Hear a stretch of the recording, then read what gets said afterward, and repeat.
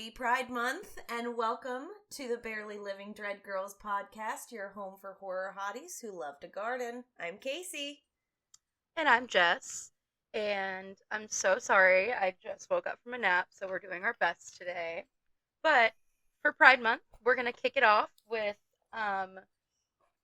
when my personal thought when I think of horror and pride.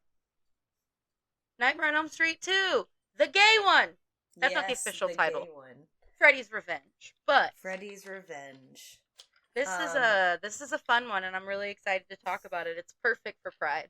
Yes, I think it's perfect Pride. I'm so excited to be talking about it too. I think I haven't seen the full documentary of like the whole Nightmare on Elm Street franchise. What's it called? Never Sleep Again, I think. Yes. But I did watch Scream Queen. My Nightmare on Elm Street, which came out in 2019, is all about Mark Patton, the lead actor Jesse, and his struggle after this movie and everything. And so first of all, he changed the conversation on this movie 100%. I know the queer community took hold of it. He was definitely a big part of that. Why it got reappraised as a queer iconic movie with the first male Scream Queen is what he calls himself. So, yeah, I'm really excited to talk about that. I did watch the whole documentary, so I'm sure I'll talk about that too. I had never seen it before. I had been meaning to. But wow, I hate the writer David Chaskin after watching this movie. So this was not directed by Wes Craven. Wes Craven actually only directed the first one, the third one, Dream Warriors, and then New Nightmare. I didn't know that he only directed those three. That's crazy. Yes. I'm sorry, I'm trying to look up Mike, because I'm sure I'm going to talk about him constantly. Yeah, Jack Shoulder. Because Jack Shoulder was in the documentary a lot. He was the director.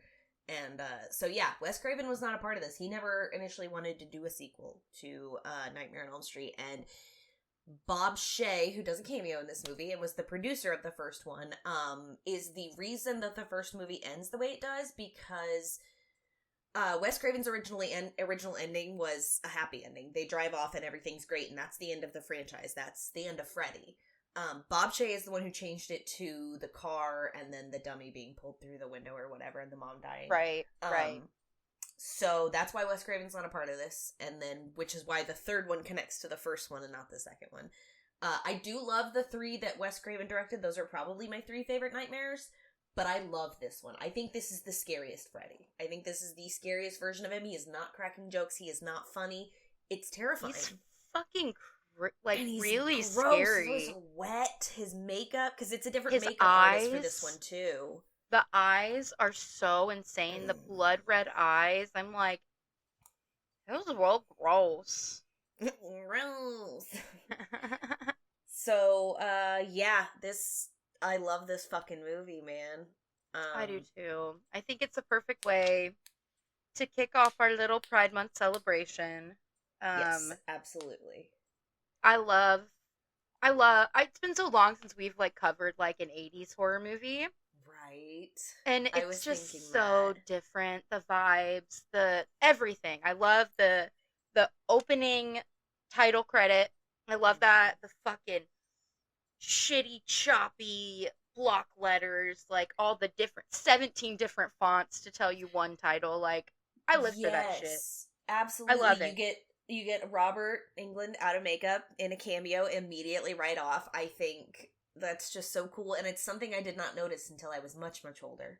I was like, oh shit, that's Robert Englund driving that bus. That's some crazy shit. I think I did write last night, which this was after several dabs. Opening with a dream sequence in a nightmare movie is like opening a Scream movie with a phone call. It just makes sense. Yeah.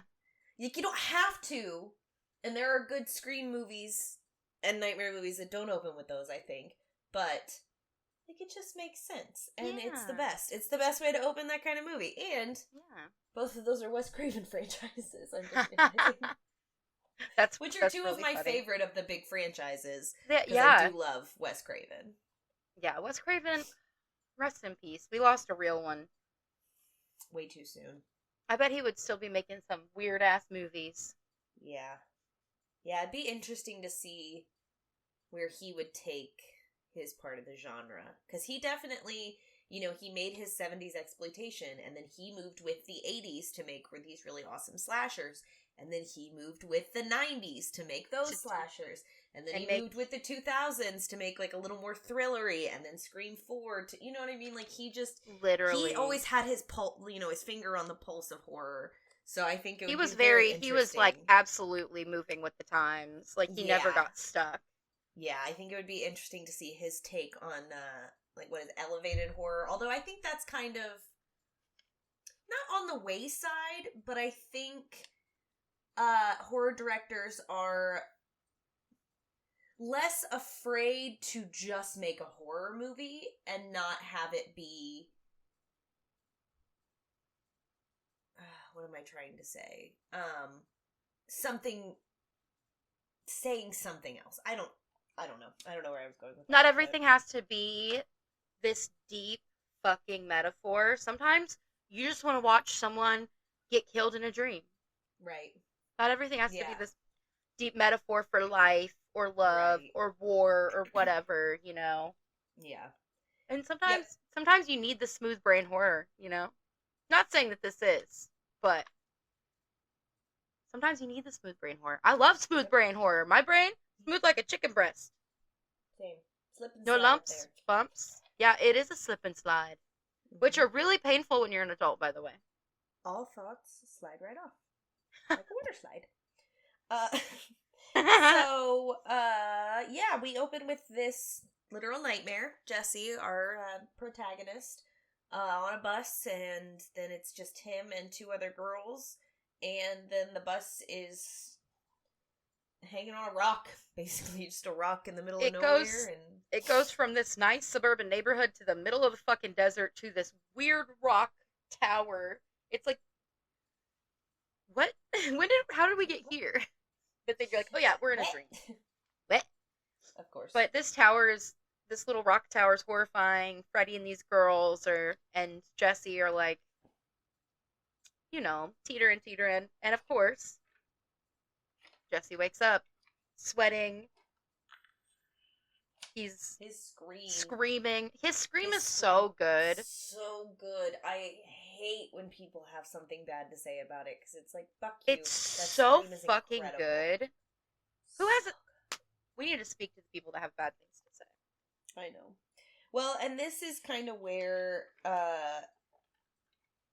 the problem started afterward, because people watched it, and some people liked it, but then after a little bit of analysis, a lot of people were like, hey, this is pretty fucking gay, you guys. Like, what the hell? And so writer David Chaskin, his first response for a long, long time, a lot of years, was, well, I didn't write it with those homoerotic undertones. He wrote it as a homophobic story. Yeah. And he said the casting, aka Mark Patton, ruined it. And that's what made it so gay, was because Mark Patton was so gay that it came through on screen. He didn't admit until, like... fucked. Right? He didn't admit until basically when this documentary happened, which it came out in 2019, that no, he actually did know exactly what he was doing. And even Robert Englund the whole time was like, I knew it from the second I read the script. He was trying to add things in that even put the subtext more into text. And, people were telling him, like, no, or, this, that, and the other, and it fucked Mark Patton up for a long time. He wasn't getting roles. He was just typecast as the gay one from that horror movie, the gay one from the gay horror movie, and in the 80s, you can't be labeled like that. Exactly. It ruined his career. What are they called? Which is so fucking agents. Unfortunate. Yeah, his agents basically told him, like, well, you can't play straight, so we're gonna have to typecast you as a gay actor. Which I think he did a fucking great job playing straight. Absolutely. And in the 80s, at the height of the AIDS crisis, people didn't want to work with gay actors, and it, you know, it was this huge stigma. And in the middle of all of this, you know, Mark Patton fell in love with what's his name, Tim Murphy, who was a TV star and a closeted gay actor, and they fell in love, and Tim Murphy ended up dying very young of AIDS, and yeah, it was just a whole thing. And it started with basically with David Chaskin saying, well, I didn't tell him to scream like a woman. That wasn't written in the script. Oh, and Mark Patton saying, I screamed the way I thought I should scream, and no one came and told me that wasn't right. No one stopped a take, or no one said between takes, hey, don't do it like that, do it like this. No one said right, anything. and as the director, wouldn't you be the one to do that if you didn't like something? Yeah, exactly. No one on set was like, do it again. Yep. Oh, go ahead, blame your actor. Yep. But he wakes up from this dream, screaming wonderfully. And of course we get this little family breakfast scene. You know, you always get kind of a little family in these little scenarios. Many breakfast scene in a slasher movie where you meet the whole family. Halloween remake, this, I mean, everything. But I love the reveal that when he walks out of the house, he lives in 1428 Elm. Because it's easy to forget, you know, knowing this movie, knowing this franchise, that, you know, you don't realize, like, oh shit, he's living in Nancy's house. Where's Nancy? You know what I mean? Yeah. Which I think is where some of that backlash came from initially, because they did change main characters. And because, like several people in the documentary say, the world wasn't ready for a male Scream Queen. Even though they should have been. Truly. So, essentially we're just getting the life of this teenage guy who just moved into this home, which happens to be the former home. 1428 Elm. Yes, of Nancy. And, he's just, I mean, I did write down, at one point, I said, oh my gosh, what did I write? I said, why were teens in the 80s so annoying and weird? Right. No, teens are annoying and weird now, too. It's fine. They are, but I'm just like, I thought about that after I wrote it, but I'm like, did they all just bully each other all the time? Did everybody just bully each other because they didn't have cell phones to text each other? They just bully each other to their face? I'm just gonna fucking bully you. I have nothing better to do but bully you and hit you in the head with balls. Okay, this is kind of a gay movie. Lots of balls. Anyways. We get to meet the coach. I forget his fucking name. Yeah. He's a BDSM baddie, that's for sure. Yes, he is. It's Coach Schneider. Schneider, sorry. Yes, and you know, he even said, when I auditioned for this role, I knew look at this scene. And one of David Chaskin's responses to that scene in the bar, which we'll talk about later, was, well, I scouted the bar during the day when no one was there. Fuck you. Anyway. And you filled it with a bunch of gay people. That part. And then, it doesn't matter. The bar itself is not gay. It's who you fill it with. You filled a regular bar with a bunch of gays. It's a gay bar. Bob Shea's wearing a leather fucking studded vest with nothing underneath it. They're two dudes, like, smooching each other, and it's very cute. Like, what do you mean it's not gay? You made it gay! It's gay! If you don't want it to be gay, don't make it gay. You made it fucking gay! And that's fine! But don't lie about it! Sorry, we're mad. Don't lie about it, and then put it on the actor. And the problem was, he then placed all the blame on Mark Patton, saying that's what made it so gay. What, probably in his early 20s? Yeah, he was early to mid-20s, and he was not an out gay actor at the time. Because this kid needed a fucking job. People weren't out gay actors. Even Rock Hudson died of AIDS, and people didn't know until after he died. And that's what started that whole thing. Yeah. Anyway, yeah, go ahead.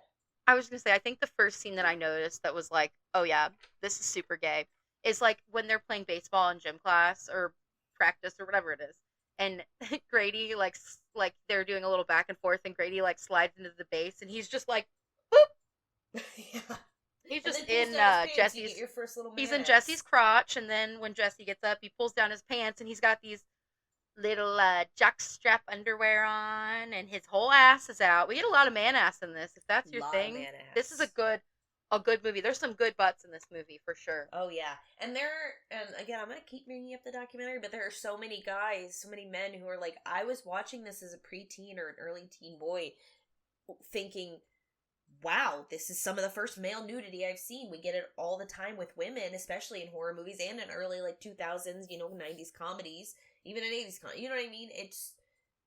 It was an awakening for a lot of people, and right. I love that because Mark Patton was the cutest. Oh my god, I would have been in love with him as a little gay boy in the 80s. Absolutely, so cute, so sweet. He's already adorable, and I'm in love with him. But I just love that the gays have reclaimed it in that way. Absolutely. But yeah, Grady fills in Jesse about like Coach and how he goes to these queer BDSM bars, and Coach just forces them to work out until they throw up. Typical 80s fucking coaches. Right.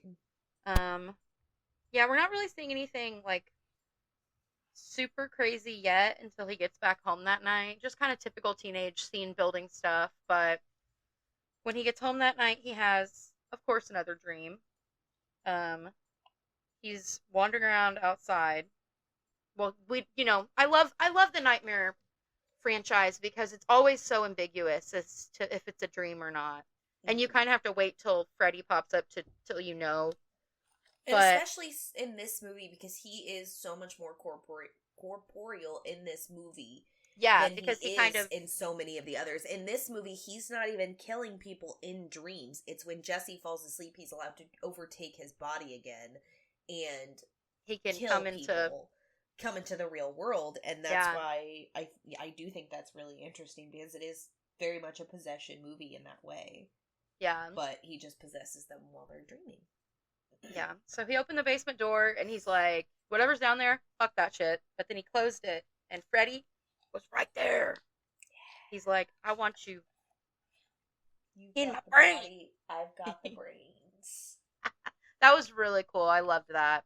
Yes. Where he ripped his brain looked so good too. I love some 80s special effects. You've got the body. I've got the brain.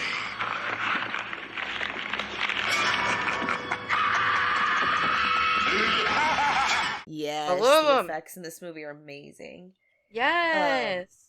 So yeah, we get another very obviously gay scene. When Jesse is trying to unpack all his shit, he's doing this dance. And Mark Patton, said the butt closing the drawer, the like phallic little bat thing that pops, like all that's in the script. That is written in the script by David Chaskin. That is not something that Mark Patton added. That is what he was told to do. Gay. So yes, all that was, I think it's adorable. I think it's such a funny little scene. It's cute. And then of course, he's twerking. He gets caught by Meryl Streep's like lookalike, who's our female protagonist, Lisa, who I think she looks so much like Meryl Streep. She's so stunning. Yes. But yeah, so Mom and Lisa come in, and I think Lisa's so sweet. She's like, I thought you could use some help. Mm-hmm. So they find Nancy's diary, which is an important part. Which again, the description of, when when Freddy comes to Nancy at night and she's writing in her diary, it sounds like an erotic fantasy. Like a dark one. But, yeah. this movie is so, it's like not even subtext at some points. It's just straight up. Absolutely. Yeah. I want to fight David Chaskin. So, Lisa leaves. The AC in the house isn't working on top of all of that. So he's like pouring sweat all the time. 97 at that one point. Oh my god. Oh, don't worry, girl. I wrote it down. You know I'm an AC. Sorry, I don't mean to go off. But if I go into your fucking house and it's 97 degrees, bitch, I'm pulling out a match and just burning it the rest of the way down for you. I'm so sorry. That's miserable. Don't invite me. Nope. I'm not living there. I'm not staying there. I'm sleeping on the cold ground like a dog before I stay in a house that's 97 degrees. Right. My mom already tried that twice. But it was a car. And that's why I've spent every day since my 3-month-old date. I'm sorry. Oh my god. Anyways, back to the story, not children being left in cars. Don't leave your fucking babies in cars either. Don't do it. This should be common sense. I don't need to tell you guys that. Dude. Oh yeah, so Freddy's like, I want you to kill for me, right? He's like, nah. And he's like, you gonna do it. You gonna do it. And, yeah, so at this point, he wakes up from the stream. It's, like I said, super fucking hot. He comes downstairs, and everything in the house starts fucking going on the fritz. It's 97 degrees. One of their birds killed the other bird, and then when they get it out of the cage, starts attacking the whole fucking family, and then it just blows up. It combusts. This bitch went... Jeff was watching this part of the movie with me, and he loves to comment on things. He loves to do his little commentary during movies. Of course. And he said, what the fuck did that bird hit? And I said, the power of Freddy? I don't know. The thing just exploded. It reminds me of, like, Cabin in the Woods, where it, like, hits the... Oh, yeah. What did he hit? The next scene has nothing to do with anything, but I wanted to talk about it, because Jeff was cracking me the fuck up. Because, for some reason, the dad thinks it's got something to do with the stove.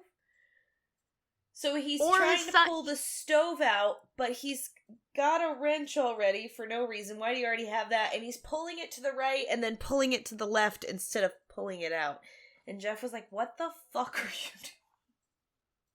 I mean, the dad also blamed...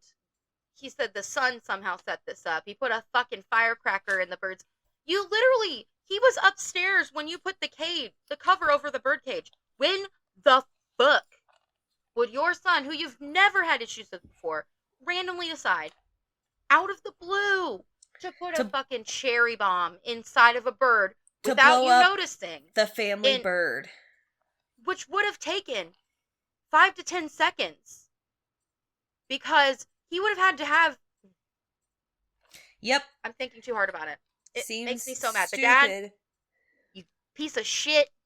I literally wrote good mom shit dad opposite of the first movie. Kind of. I mean, John Saxon in the first movie doesn't believe his daughter, but it's not...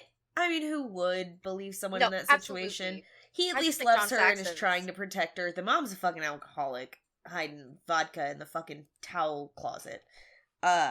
So yeah, I do think it's funny that the parents are switched, because the mom really cares about Jesse, and the dad thinks, hey, my bird exploded. Fuck, my son must have done it. The toaster wasn't even plugged in and it caught on fire. My son must have done that too. My son must have did it. What? God damn it, Jesse. So this is the fun scene where we get he wakes up in the middle of the night and he goes down to Don's place. Where he happens to run into Coach. Yep. Well, right before that, when he orders a beer, the bartender is played by none other than producer Bob Shay in a cameo. Oh, I didn't know that. Mm-hmm. That's Bob Love Shay, that. Lynn Shay's brother. Lynn Shay is everything. I love Lynn Shay. But yes, that is Bob Shay in a cameo. And then, yeah, he gets caught by the... And I don't think you're allowed to take students to the school at 2 o'clock in the morning to punish them and make them shower. I don't think that's a thing you're allowed to do as a teacher. In your little outfit. In your little leather daddy outfit? I'm sorry, in my mind, I was thinking, like, if I was the teacher and I saw one of my students there, I would fucking hide. I'd be like, you don't need to know my life. I don't need to know your life. Let's fucking not. Like, we don't know each other. I'm out. I'm a dip. I'm a dip before anybody sees me. I'm And then I gonna might tell tell someone, hey, that's that he's kid underage. he's 16. He's got to go. But yeah, then he's underage, but I gotta get. I'm not letting him see me there. But instead, like, David he just comes up and Chaskin. he's like, But instead, David Chaskin, who wrote this script, decided, no. I'm going to dress this man in all leather, this coach, and he's going to take this young boy in his pajamas to the gym and make him run around till he's all sweaty, and then make him get naked and shower. He then decides that the coach is going to be dragged in, tied by his wrists, placed in an X formation against the wall, and whipped with towels until his ass is like raw and bleeding and welted. And you tell me that is not the most homoerotic S&M shit you ever saw in your fucking life. That's not subtext. That's not subtext. That is just straight up gay. And not in a bad way. I don't mean that in a bad way.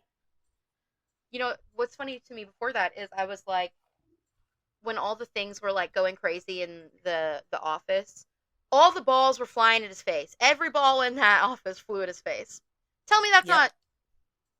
You got balls flying at this man's face like his face is a ball magnet, brother. Because that's the thing. There were tennis rackets and other things. None of those flew at his face. They fell not off even the the walls. fucking weights. Not even the weights. No, could have thrown a giant balls. No, it's just his all head, balls. Ball magnet. Balls to the face. Balls. Balls. Say balls one more time. Balls. Say Period. crack again. Crack. Oh, crack and boo. Yeah, so that scene was crazy. Insane. And it's like, how many young boys saw that and were like, you know, and even young men who saw that, and that's the first time they're experiencing that on screen. And no, it's not shot in a...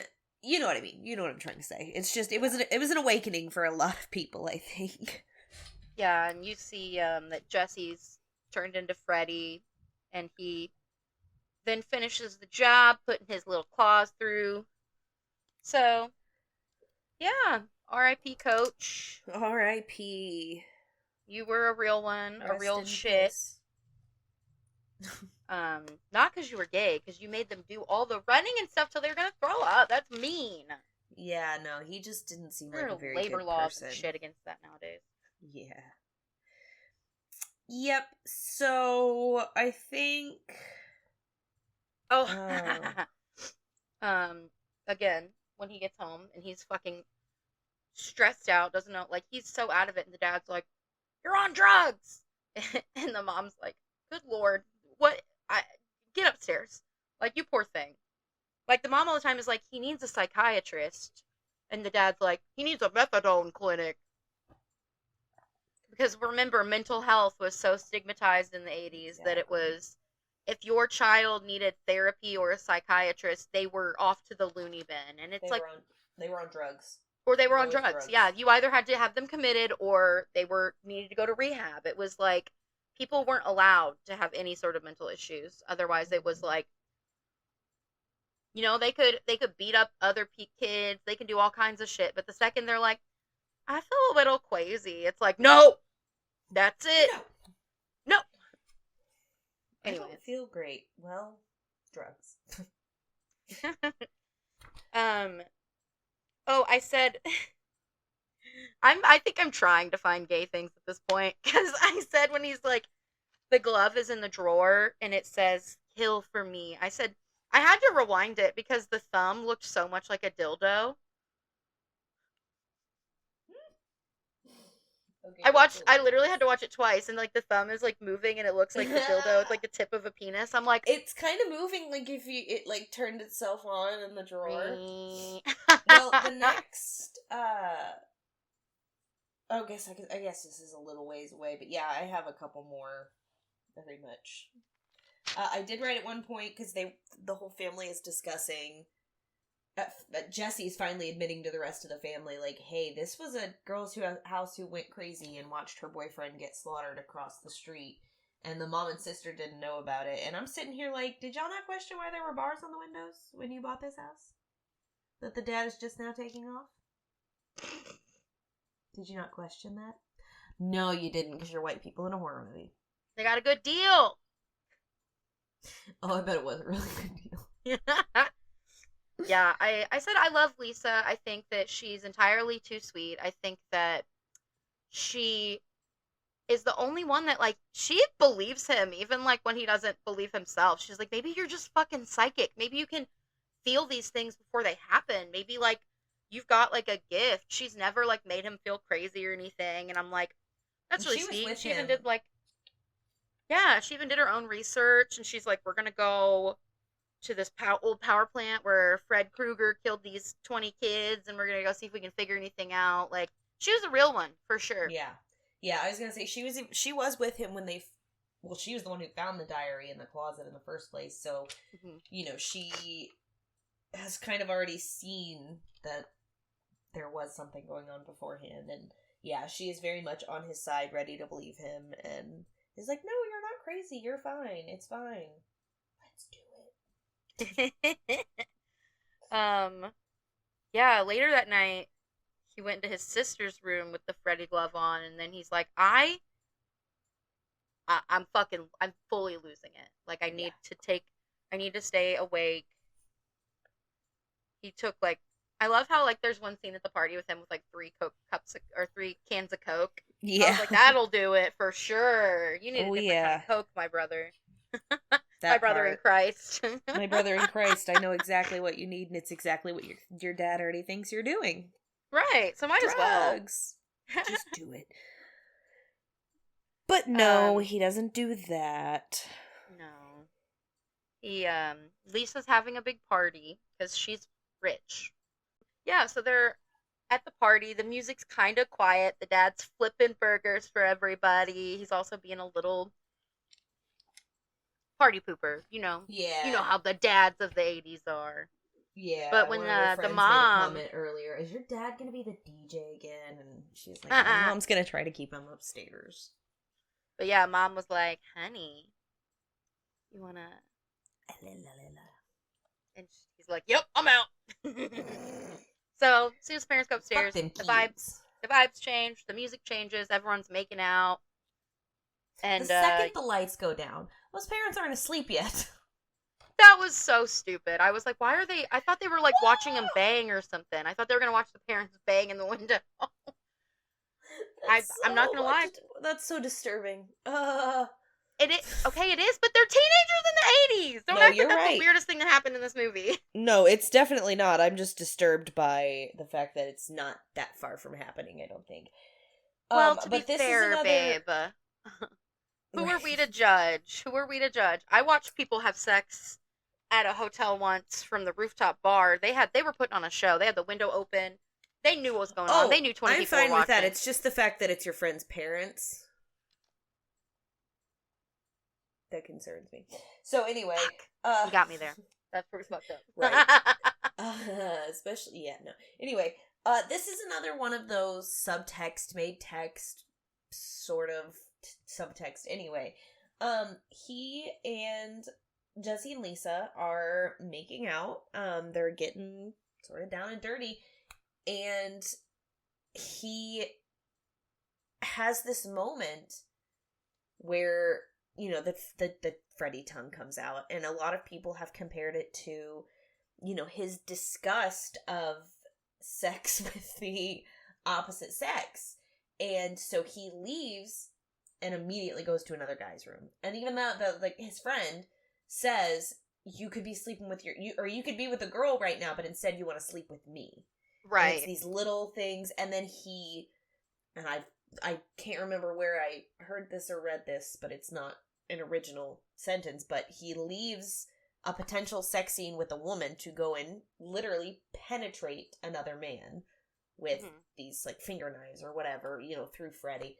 And, yeah, a little bit of subtext, a little bit of super obvious, a little bit of, you know, it's a lot of these little things that make up what this movie ended up being. And if it was only one or two of them, I don't think it would be, I think it would be easier to argue against it. There is no arguing against it. Absolutely. But he's like, Grady, please don't let me fall asleep. Watch me. And the second he falls asleep, he's like, yeah, good night, bitch. I don't believe you. Don't ever ask a friend to do that in a horror movie, because they're just gonna fall asleep. Yeah, don't ask me specifically. I'm sleepy. Right. I'm always so eepy. But, like, would you turn the TV off and just roll turn the over light on purpose? off? Right, no. I might fall asleep on accident, though. But yeah, you grab some Stay Awake. I know it's Stay Awake, but it looks like Stay Awake. And some trucker pills, and you'll be fine. Absolutely. I love this part, because, like, as soon as Grady falls asleep, Jesse wakes up. He's like, it's happening again. It's happening. And I love the body horror in this scene. It's so good. It's so gross. His arm is, like you said, he's so disgusting in this movie. Freddy is vile. His arm is peeling. The knives come through. The knives come out of the tips of the fingers. The fucking Freddy's eyeball in his throat. That is my favorite. He's like looking around.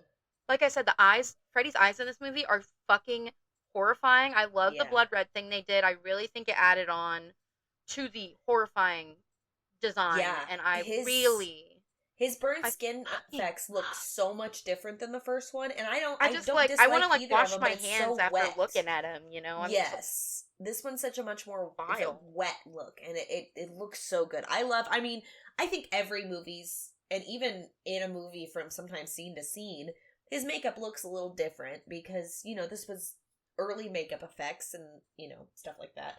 So it wasn't always super consistent, but I tend to love every version of it, but I really do like this, like, wet, very gross.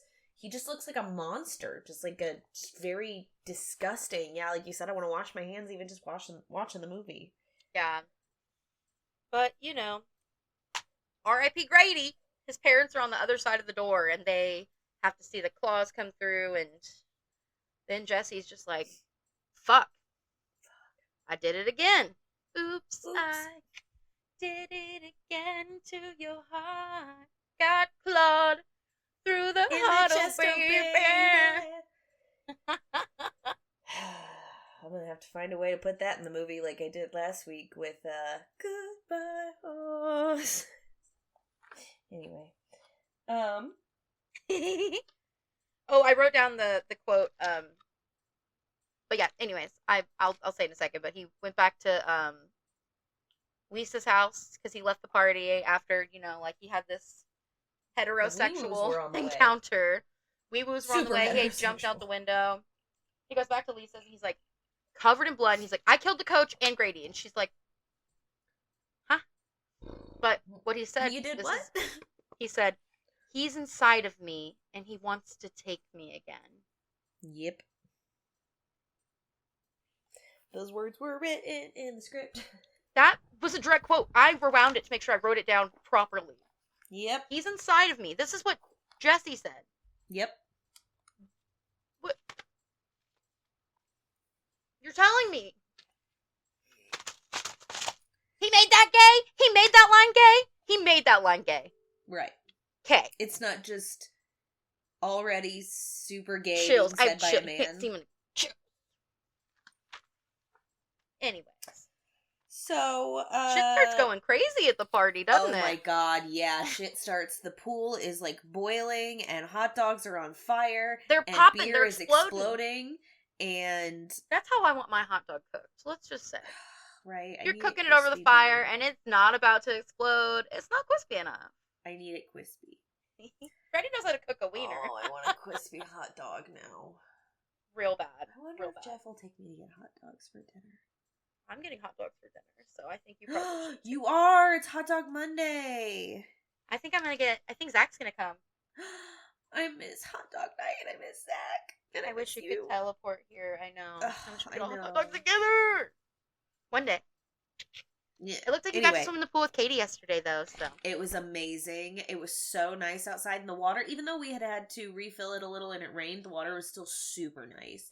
I cannot wait for everyone to come over and I know. pool party. Yeah, you and Kyle should definitely come over and swim.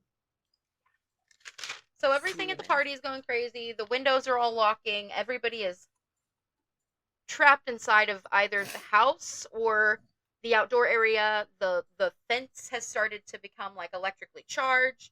The pool's on fire. Everything's on fire. The pool is boiling. They're little boiled hot dogs outside and inside the pool. It's like hot dog water. If a person boils to death in the water, that's human hot dog water. Human hot dog water. Ugh. I don't like boiled hot dogs. I'll eat one, but they're not my favorite. When you go to a baseball game. No, for sure. I'll eat one. If I'm at home, I'm probably not going to boil a hot dog. I'll air fry a hot dog all day long. Yeah, no, I air fry hot dogs. I don't think I've ever boiled one myself, personally. Oh, yeah, no, my mom used to boil hot dogs for us when we were Yeah, my grandma. But that's also an easy way to throw 10 hot dogs in a pan and cook them all. 100%. Yeah. Anyway, so shit's going crazy at the party. Freddy literally bursts out of Jesse, so he's out of Jesse at this point. He is chasing after Lisa around the house, trying to get her, and then he busts out the window and just starts straight fucking massacring all these fucking teenagers. And it's very rare that you see Freddy, this may be the only time, in a setting like this, in a group setting where he's just, picking them off one by one. Normally it's one-on-one and sometimes maybe another person in the dream, but usually it's one person's dream and he's attacking them. He doesn't usually get to just go fucking full-fledged on a party of teenagers, but he sure does, and he makes it his bitch. And I was laughing at the one kid who's treating him like Chris Pratt with a dinosaur, like, hey buddy, it's okay, because apparently in the new Jurassic World, all you have to do is just put your hand out and then the dinosaur will listen to you. Apparently only fucking Freddy, though. Pratt. Doesn't work for Freddy, though. Chris Pratt puts his hand in my face. Get the fuck off me. Put your dirty little Christian hand in my face. I will fight you. I will bite you. I will fight you. Sorry, I'm feisty against men today. Shocker. What do you do? My boyfriend didn't do anything. I know, right? I get it. So I love him. He's sweet, but... Yeah, he massacres a whole bunch of people and then eventually disappears. And I was laughing because he disappears into fire through a gate and the dad goes, "Where'd he go?" Where'd he go? Bitch, who are you asking? The dad's a horrible shot, too. Also, pointing a shotgun at one man with 30 teenagers behind him is a stupid fucking idea. You're a horrible shot anyways. That was what Jeff said. He's like, you're a shit shot. Good lord. But eventually, when he disappears, of course, Lisa knows where to go because she and Jesse, mostly her, have been researching Freddy. And she knew the backstory because she's from Springwood, because he is the Springwood slasher. And I don't know if we mentioned it, Jesse had just moved into this house because they just moved to Springwood. So he doesn't know about the history. The lore, yeah. So she had kind of told him, and they had visited the, old industrial park thing, weird power play, plant, industrial, power plant thing, where Freddy had taken the kids to the boiler room and murdered them. So of course that's where she goes back. She's, she wants to try to save Jesse. And they have, some chase scenes, some fight scenes, and she kind of does what Nancy does at the end of the first one, which she had read in Nancy's diary. She's like, I know she loves Jesse out of Freddy. Yeah. And she gives There Freddy was a lot smooches. of creepy little... She does smooch Freddy. But I was going to say, there's a lot of creepy little things that, she's seeing when she first comes into the power plant. Like, the little fucking dogs with baby faces. Hated that. Mm-mm. The fucking evil rat that was then eaten by an evil cat. Hated that. Yes. I like that one. I was like, is this the fucking Dr. Seuss? It literally, they looked like like Rottweilers with Cabbage Patch doll faces. They were horrifying. It was horrifying. Jeff kept saying, "What is that? What the hell? What the fuck is that?" I'm like, I don't know. Hannibal would look at that and be like, I'm out. I'm out. I don't want to be your friend, actually. I don't think that we should be. I think we're incompatible. I literally wrote, fuck those baby face dogs. Right. But yeah, she loved Freddy right out. She loved Freddy right out. She loved Jesse right out of Freddy. Yes, she did. She sure did. Because he just kind of, he like crumples and then catches on fire, and then Jesse just kind of peels the Freddy face off. He's taking off his mask. He's coming up out of the ashes. He's coming out of the closet. Just kidding. Yeah. Even though they kiss. A very hetero kiss again, but. Right. You know, we cut to them. You think everything's great. They're on the bus. Everyone's happy. Hell of a party, Lisa. Mm-hmm. And then guess what? Well, Jesse freaks out, and then nothing happens, but then, right through the chest. So, of course, it's going to end exactly the same. Probably another Bob Shea thing. Because we have to end with a jump scare and a possible sequel, because that's just, especially in the 80s, that's of course what you were doing, setting up for slasher sequels, because everybody wanted more. And Freddy was obviously one of the favorites. People loved him. He was so much different than so many of the things that they had seen up to that point. And I mean, there's never been a Freddy since, you know. I do think Freddy walked so Chucky could run. I think Chucky's whole funny, quippy, punny vibe definitely started with Freddy. I think it's very much inspired. I'm so glad that I watched the documentary before I rewatched the movie.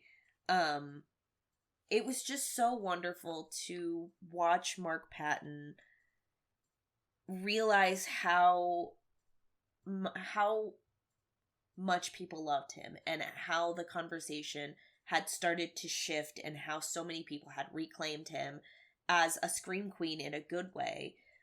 Because once his agents decided that, hey, we're gonna typecast you can't play straight, and you know, all this huge AIDS crisis, and then he lost the love of his life, he went completely off the grid and moved to middle of nowhere dirt road in Mexico.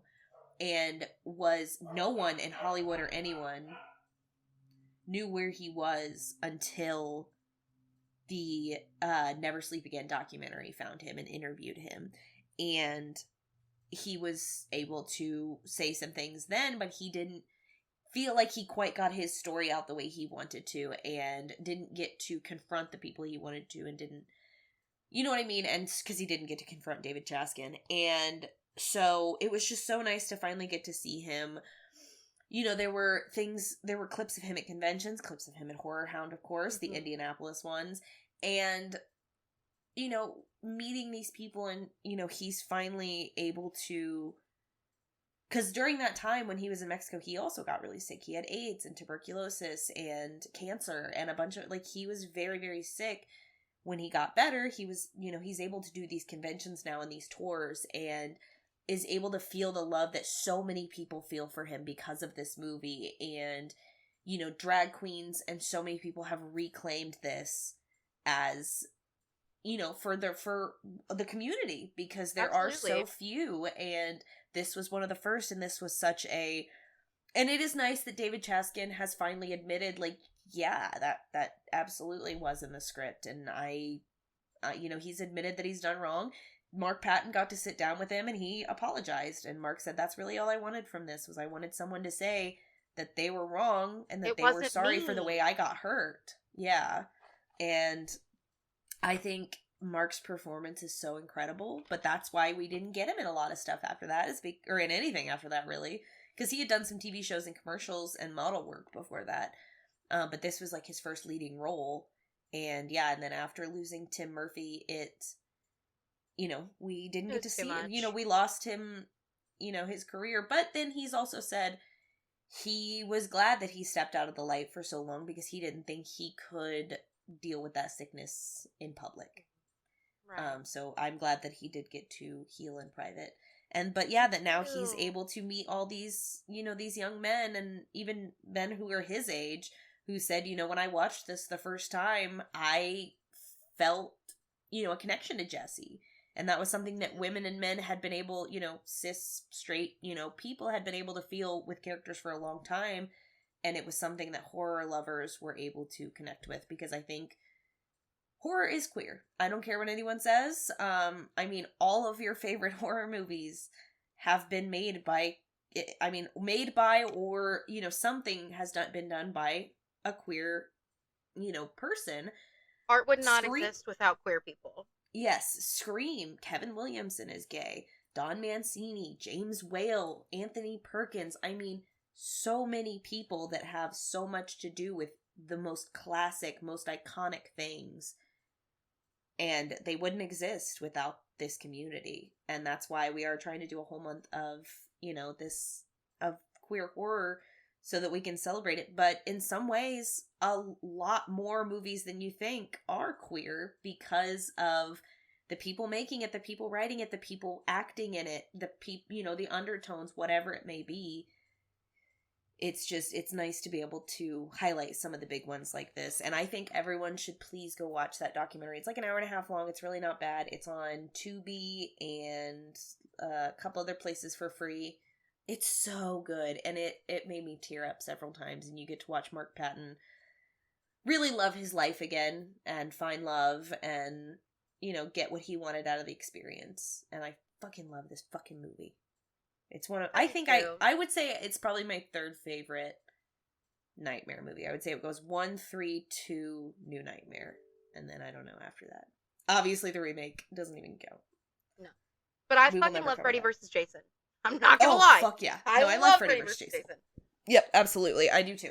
I think it was, very much of its time. But so is this. Yeah. You know what I mean?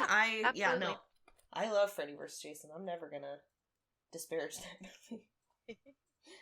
But yeah. Well, I'm so happy that we got to cover this for our first Pride Month episode. Mm-hmm. Yep. What are we covering next? I think we're gonna do Cult of Chucky. It's the last movie released in the Chucky franchise before the TV show came out. Sorry if you haven't watched the other 6 ones, you should. But it's one of my all-time favorites in the franchise. And Don Mancini, the creator, it's one of the ones he directed, the third one he directed. So I think doing one of the movies that an actual queer icon directed, he's the one who created it, but he also directed this one. And then, because it does get a little sapphic there at the end, and there is some, in the Chucky franchise in general, there's a lot of body swapping, that kind of body dysmorphia, you know what I mean? That theme sort of runs through the franchise anyway, but it is very prevalent in this one, and it is so good. I'm super excited. I don't think I've seen this one, so it might be my favorite, other than like the first or second. It's so good. Oh, it's so good. I'm excited to watch it. It's amazing. So yeah, we got to rewatch those. I think we're gonna do that. I think we might do the Fear Street trilogy later in the month. Just because we love gay. We love gay. I'm so excited for Pride this weekend. Hope to see a bunch of you there. Please say hi if you see us. Please like and subscribe on all the things that you watch and listen on. And you have anything else you want to add? I don't think so. Happy Pride, everybody. Love you guys. Yes. We love you for exactly who you are. And you're an amazing, unique individual who deserves to be here. So don't No one can be you. So you need to be you because no one else can be. So. Mm-hmm. But until next time, stay spooky. Bye. Bye.